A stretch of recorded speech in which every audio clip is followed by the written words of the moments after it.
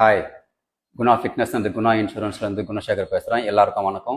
இப்போ நம்ம ஒன்று ஒன்றா பார்த்தோம். ஃபிசிக்கல் ஃபிட்னஸ் பார்த்தோம், மென்டல் ஃபிட்னஸ் பார்த்தோம், அதுக்கப்புறம் ஃபினான்ஷியல் ஃபிட்னஸ் பார்த்தோம். இப்போ ஃபினான்ஷியல் ஃபிட்னஸ்க்குள்ளே மணி மேட்டர்ஸ், அந்த மணி மேட்டரில் நம்ம எதை பற்றி பார்க்க போகிறோம்னா இன்சூரன்ஸை பற்றி தான் பார்க்க போகிறோம். என்னுடைய எக்ஸ்பர்டைஸ்லேருந்து தான் நான் பேச முடியும் இல்லையா? அதனால் இன்சூரன்ஸில் லைஃப் இன்சூரன்ஸை பற்றி என்னென்ன இருக்குது, என்ன பண்ணலான்றதை நம்ம பார்க்க போகிறோம்.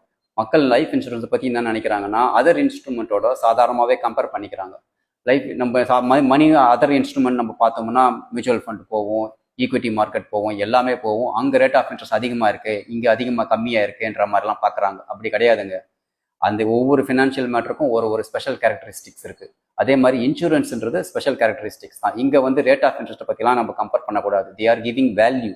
நமக்கு இங்கேருந்து என்ன வேல்யூ நமக்கும் நம்ம ஃபேமிலிக்கும் கிடைக்குதுன்றதை மட்டும்தான் நம்ம பார்க்கணுமே கண்டி ரேட் ஆஃப் இன்ட்ரெஸ்ட்டை இந்த இடத்துல நம்ம பார்க்கக்கூடாது.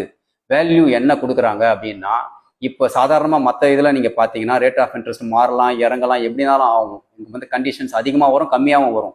ஆனால் இங்கே வந்து ஒரு குறிப்பிட்ட கம்மியான இன்ட்ரெஸ்ட் தான் கொடுக்கும்போது அவங்க நம்மளுக்கு என்ன அதிகமாக கொடுத்துட்றாங்கன்னா முக்கியமான வேல்யூ, நம்மளுக்கு ஃபினான்ஷியல் ஷீல்டு அவங்க கொடுக்குறாங்க. அதுதான் அந்த வேல்யூக்காக தான் நம்ம பே பண்ணுற மாதிரி இருக்குது.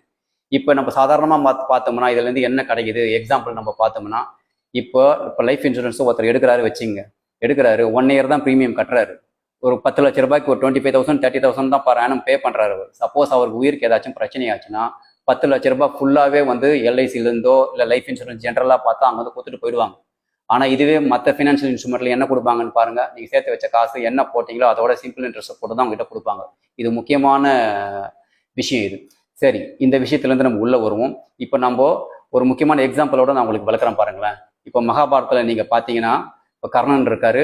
அவர் 1 மேன். அந்த 1 மேனுக்கு மட்டும்தான் பிறக்கும் போதே கவசத்தோட பிறந்தாரு. அது அவர் உயிரை காப்பாத்தினுக்குது இல்லையா? இந்த மாடர்ன் உலகத்துல இப்போ கவசம் வந்து எல்லாருக்குமே இந்த கவசம் உண்டு.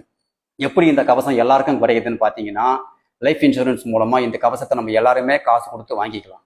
இப்போ இந்த கவசம் நம்ம உயிரை காப்பாற்றும். ஆனால் நம்ம உயிரெல்லாம் இந்த கவசம் காப்பாற்றாது. ஆனால் நமக்கு உயிருக்கு ஏதாச்சும் பிரச்சனையாச்சுன்னா நம்மளை நம்பி இருக்காங்கல்ல ஃபேமிலி, அந்த ஃபேமிலியோடைய உயிர் உடைமை எல்லாத்தையுமே காப்பாற்றுது. அட்லீஸ்ட் ஒரு குறிப்பிட்ட வருஷத்துக்கு காப்பாத்துச்சுன்னா கூட அடுத்த இதுலேருந்து அதுக்குள்ளவே அவங்க வந்து அவங்கள நம்ம ரெடி ஆகிக்கிறதுக்கு முன்னேறதுக்கான வாய்ப்பை வந்து இந்த கவசம் வந்து நம்மள பார்த்துக்குது. இதை பற்றி தான் இன்சூரன்ஸ், லைஃப் இன்சூரன்ஸ் பற்றி நான் ஒரு பிளானை பற்றி தான் நான் பேச போகிறேன். இதில் உங்களுக்கு எதனா டவுட் இருந்தால் நீங்கள் என்ன கேட்கலாம். இது ரொம்ப முக்கியமான டாபிக். எல்லாரும் சிந்திச்சுன்னு மட்டும் இருக்காதீங்க, செயலில் இறங்குங்க. எல்லாருமே சுபிட்சமாக எதிர்காலம் நல்லா இருக்கணும்னு நான் வேண்டிக்கிறேன். அடுத்த வீடியோவில் நம்ம பார்ப்போம். Thank you, bye by.